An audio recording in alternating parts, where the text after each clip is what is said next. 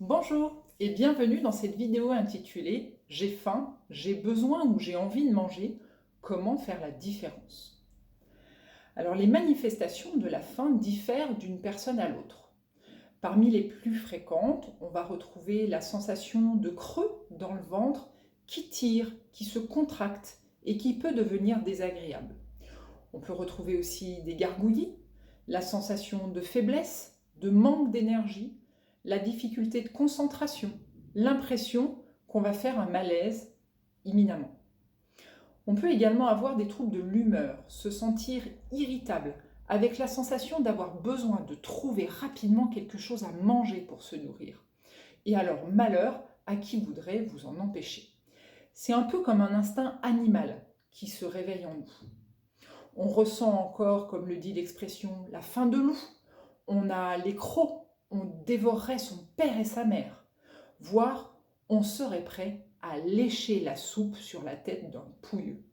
Nombreuses sont les expressions pour décrire ces sensations de faim intenses. Alors, la sensation de faim, elle n'est pas toujours aussi extrême. Et parfois, il est complexe de différencier cette faim physique, physiologique, avec une faim plus psychique ou émotionnelle. Chacun a pu expérimenter combien nos émotions, la joie, la peur, la tristesse, la colère, le dégoût, peuvent influer sur notre appétit et sur notre envie de manger.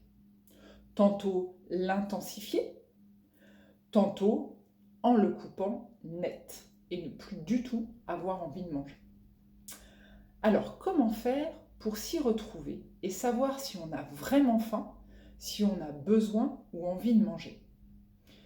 Eh bien, je vous invite à pratiquer un petit exercice avant de manger au repas ou en dehors des repas, si vous vous apprêtez à manger sans trop savoir pourquoi.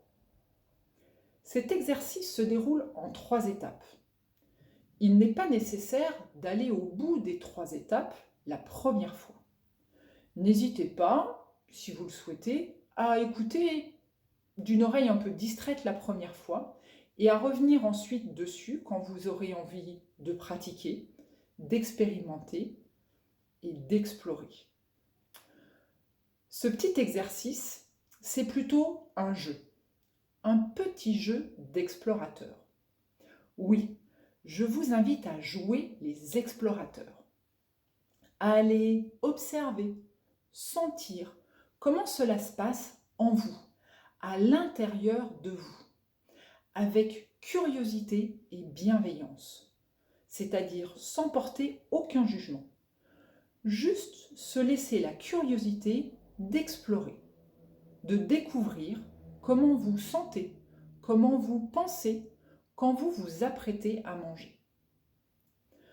Ce petit jeu d'explorateur ne vous prendra que quelques minutes au total. Je vous invite à vous offrir ce temps de jeu comme un cadeau à vous-même. Comme je vous l'ai dit, ce jeu se déroule en 3 étapes. Alors à la fin de cette vidéo, cliquez sur la page étape 1 et laissez-vous guider. À tout de suite.